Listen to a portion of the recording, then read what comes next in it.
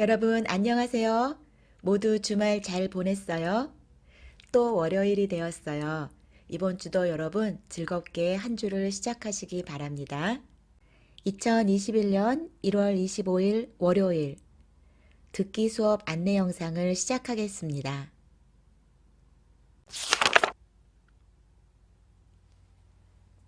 오늘 우리가 함께 공부할 내용은 효과적인 듣기를 위한 준언어적, 비언어적 표현입니다. 우리가 계속해서 듣기 과정에 대해 알아보고 있는데요. 실제로 듣는 단계에서 화자의 내용을 잘 이해하기 위해 지난 시간에는 중요한 내용이 있을 때 메모하며 듣기를 연습했는데요. 오늘은 준언어적, 비언어적 표현에 주의하며 듣기에 대해 공부하겠습니다.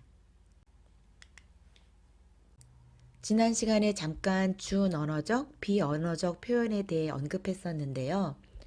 이러한 표현들을 이루는 요소에는 어떤 것들이 있었죠? 여러분 기억하고 있어요? 네, 준언어적 요소에는 목소리의 크기, 너무 커도 너무 작아도 듣기에 어렵겠죠. 그리고 속도, 너무 빠르거나 너무 느리지 않은 적절한 속도, 그리고 강세, 억양 등이 준언어적 표현을 이루는 요소였습니다. 그리고 언어는 아니지만 언어를 이해하는 데 도움을 주는 비언어적 요소, 네, 시선, 청중들과 이야기하면서 눈을 마주치는 시선 처리, 그리고 자세, 표정, 몸짓, 손짓, 이런 것들이 모두 비언어적 요소죠. 이렇게 비언어적 요소의 중요성을 강조할 때 항상 언급되는 법칙이 하나 있습니다. 선생님이 전에도 한번 언급한 것 같은데요. 혹시 기억하는 사람 있어요?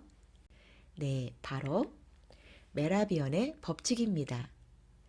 메라비언의 법칙은 심리학자이자 UCLA의 교수였던 엘버트 메라비언이라는 교수가 발표한 이론인데요.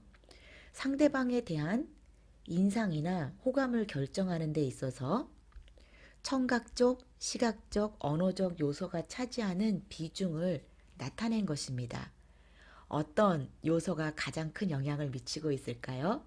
네, 여러분이 여기 그래프에서 보시는 것처럼 용모, 표정, 제스처 같은 시각적 요소가 55%, 그리고 발음, 억양, 음색, 크기, 속도 같은 청각적 요소가 38%, 그리고 언어의 내용 그 자체는 7%를 차지한다는 법칙입니다. 이 법칙이 말하고자 하는 것은 내용이 중요하지 않다는 말이 아니라 언어의 의미가 이렇게 비언어적 요소들에 따라 다르게 전달될 수도 있다는 것입니다. 다시 말해 우리가 어떤 내용을 전달할 때 그 내용을 전달하는 언어 자체도 중요하지만 그 내용의 이해를 돕기 위한 청각적 요소, 목소리 크기나 속도, 강세, 억양 등의 준언어적 요소, 그리고 시각적 요소, 시선, 자세, 표정, 몸짓 등의 비언어적 요소도 중요하다는 말입니다. 그럼 선생님이 준비한 동영상을 같이 보면서 화자의 준언어적 요소와 비언어적 요소를 살펴볼까요? 프리젠테이션의 좋은 예로 항상 거론되는 것이 스티브 잡스의 아이폰 프리젠테이션인데요. 전설의 프리젠테이션이라고도 불립니다. 영상의 일부분을 잠시 같이 들어볼까요?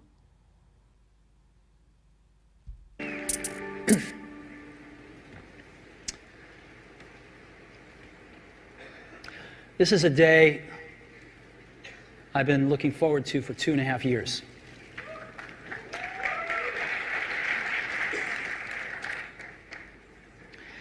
Every once in a while, a revolutionary product comes along that changes everything.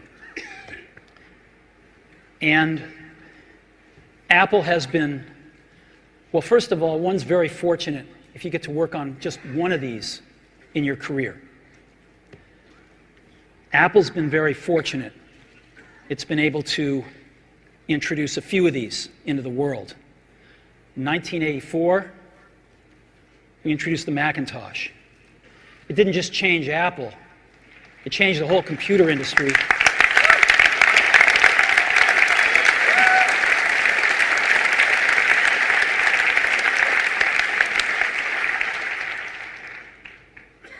In 2001, we introduced the first iPod. And it didn't just change the way we all listen to music, it changed the entire music industry. Well, today, we're introducing 3 revolutionary products of this class.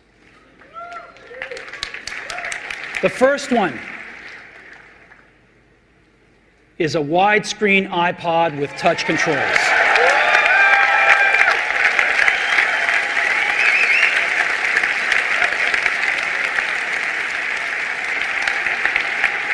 The second is a revolutionary mobile phone.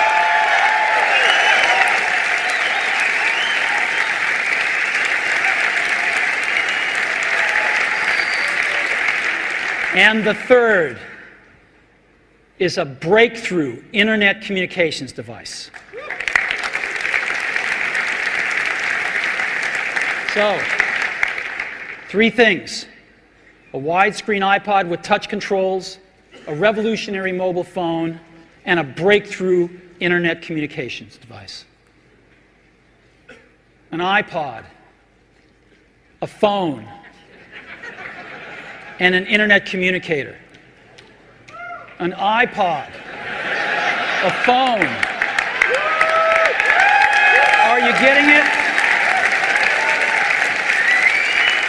These are not 3 separate devices. This is one device. And we are calling it iPhone. 네, 여러분 잘 들었어요? 정말 프레젠테이션을 잘하죠? 사람들이 전설의 프레젠테이션이라는 별명을 붙이는 이유가 있는 것 같아요.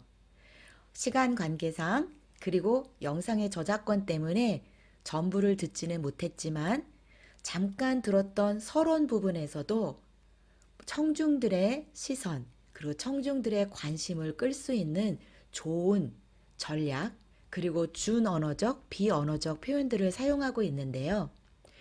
여러분, 오늘의 과제입니다.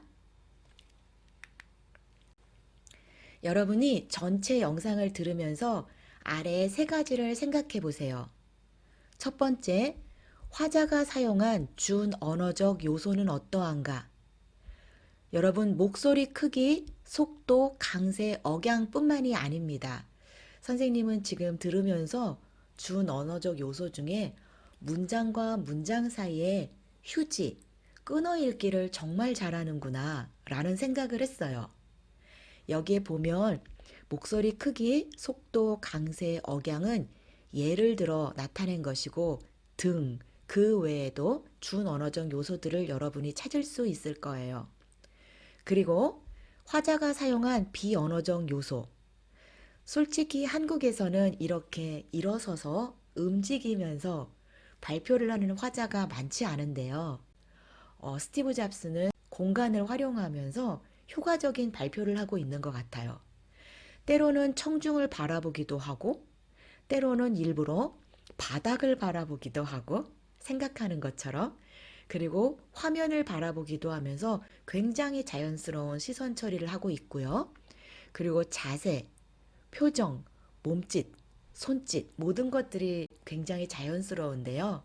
여러분들이 발견한 비언어적 요소들을 가능한 구체적으로 써주세요. 그리고 그 외에 화자의 프레젠테이션에서 무엇이 여러분에게 인상적이었는지, 여러분이 지금 공부하고 있는 이 모든 발표의 요소들은 나중에 여러분이 발표에서 사용할 자료들입니다. 여러분이 나는 발표자로서 이러한 부분들을 내 발표에 사용하고 싶다 생각하는 것들이 있으면 모두 적어 보세요. 그리고 나중에 사용해 보세요. 몇 시까지? 내일 1월 26일이죠? 오전 10시까지 무들에 제출해 주세요. 지난번 과제처럼 선생님이 MS 워드 파일을 무들에 이미 올려두었어요. 그 파일을 사용하시면 됩니다. 그럼 오늘 수업 안내 영상을 마치겠습니다. 좋은 발표를 들으면서 남은 하루도 행복한 시간 보내고요. 내일 줌 수업 시간에 만나서 함께 토론하며 배우는 시간을 갖겠습니다.